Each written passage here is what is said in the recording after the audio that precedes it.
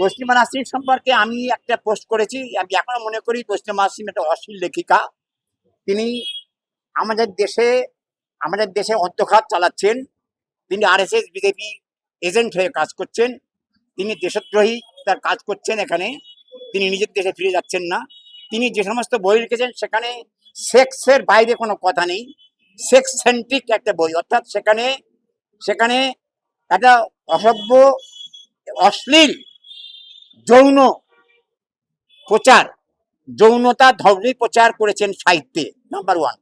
Number two হচ্ছে তিনি anti Islamic, তিনি প্রো মনুবাদী, তিনি অ্যান্টি ইসলামিক প্রো মনুবাদী, এবং তিনি আমাদের বাংলায় আজকে এসছেন কালো চশমা, বড় সানগ্লাস চোখে দিয়ে দেখাতে যাচ্ছেন যে উনি এখানকার নায়িকা।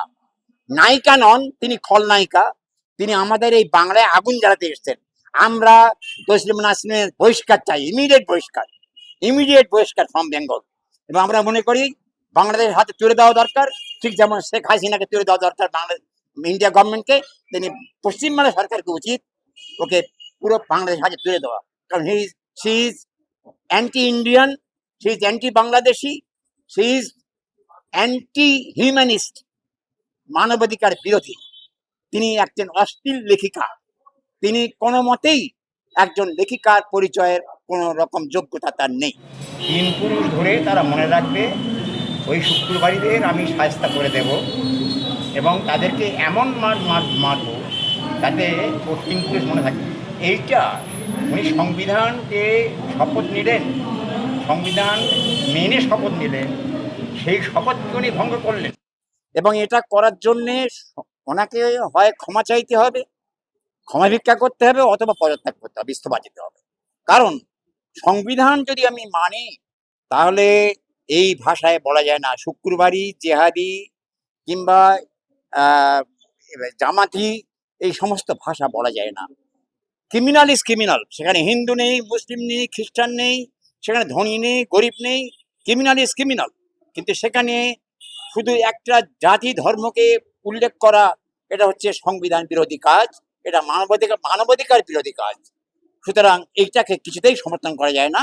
এবং যে 15 জনকে, যারা বলছিলেন যে 15 জনকে বা 16 জনকে বা 18 জনকে ধরেছেন, তার মধ্যে 16 থেকে 17, 18 হলে 17 জন, 16 হলে 16 জন, এই 15 জন, এরকম। অর্থাৎ মানে ম্যাক্সিমাম 99% হচ্ছে মুসলিম ধরেছে। এবং সেই মুসলিমদের একাংশ না, সবাই কম বেশি সেখানে যারা ছিলেন তারা একটাও ক্রিমিনাল অ্যাক্টিভিটির সঙ্গে ছিলেন না। কোনো ফুটেজ নেই, ভিডিও ফুটেজ নেই, কোনো ওয়্যারলেস কোনো মেশিনে কোনো কিছু দেখা যায়নি। সেখানে দেখা গেছে কি কিছু গুন্ডা, যাদেরকে পুলিশের ছদ্মবেশে এখন আনা হয়েছিল, যেমন দিল্লিতে করেছে ওরা, ছররা গুলি চালিয়েছে পুলিশের ছদ্মবেশে, তারা আরএসএস এর গুন্ডা। এখানেও তাই, আরএসএস, বিজেপি, বজরঙের গুন্ডারা এখানে এসে মারধর করেছে এবং সেখানে মুসলিম ধর্মগোষ্ঠীকে সেখানে মানে শিখণ্ডি খাড়া করা হচ্ছে, তাদেরকে কাঠগড়ায় দাঁড় করানো হচ্ছে। এটা সম্পূর্ণ অমানবিক কাজ, অসভ্য, বর্বর কাজ। এই যে কাজের জন্যে আমরা মনে করি যে এটার জন্য তাকে ক্ষমা চাইতে হবে। আর লাস্টে যেটা বলবো, 3 দিন ধরে 3 দিন পরে ছাড়া পেয়েছে, এইটা কিন্তু কোনো মানে এদের কোনো কৃতিত্ব নয়, আদালতের কোনো কৃতিত্ব নয়। এটা হচ্ছে যন্তর মন্ত্রের যে আন্দোলন, সংসদ চলো অভিযানের যে আন্দোলন এবং কলকাতার যে মহামিছিলের আন্দোলন, তারই ফলশ্রুতিতে আজকে জামিন পেয়েছে। এজন্যে এই সরকার কোনো রকম কৃতিত্ব নিতে পারে না, আদালত নিতে পারে না, এবং সুপ্রিম কোর্ট নিতে পারে না। কারণ সুপ্রিম কোর্ট থেকে আরম্ভ করে নিচের আদালত সবাই হচ্ছে আরএসএস এর এজেন্ট ছাড়া কিছু নয়।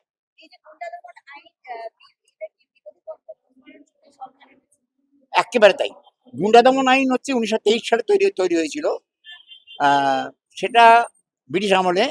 এবং সেটা হচ্ছে যে গুন্ডা মানে বলতে গেলে সন্দেহমূলক ভাবে কোনো লোক ওদের চোখে গুন্ডা, তারাই গুন্ডা।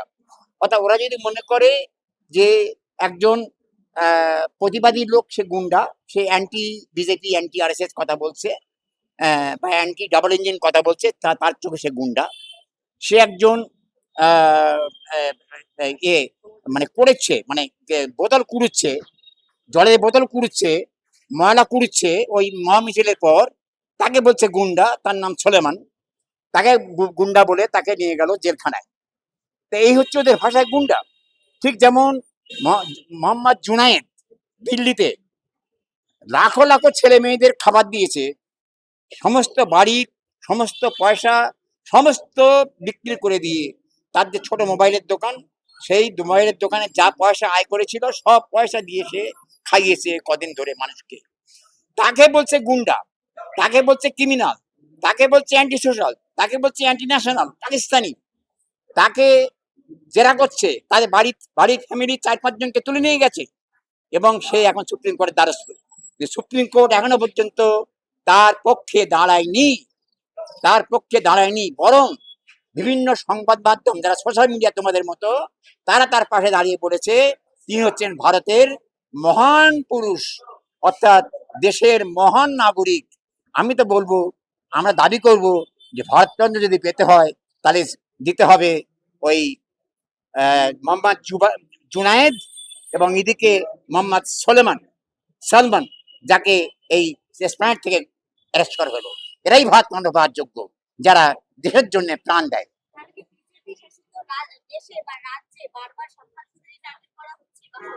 একদম একদম একদম। এরা এই জন্য করছে যে এটা হচ্ছে একটা, যেহেতু বিজেপি সরকার হচ্ছে, যেহেতু একটা অ্যান্টি মুসলিম সরকার, এটা হচ্ছে অ্যান্টি ফ্যাসিস্ট, মানে এটা ফ্যাসিস্ট সরকার। যেমন অনেকে মনে করবে যে মুসলিম বিরোধী কি ফ্যাসিস্ট, আমি বললাম হ্যাঁ, মুসলিম বিরোধী এই ভারতবর্ষে মুসলিম বিরোধীরাই ফ্যাসিস্ট।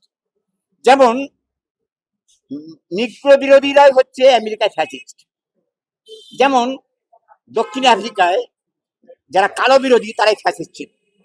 অর্থাৎ এক একটা দেশে এক একটা ধর্মগোষ্ঠী, এক এক জাতি গোষ্ঠীকে যারা টার্গেট করে তারাই ফ্যাসিস্ট হয়।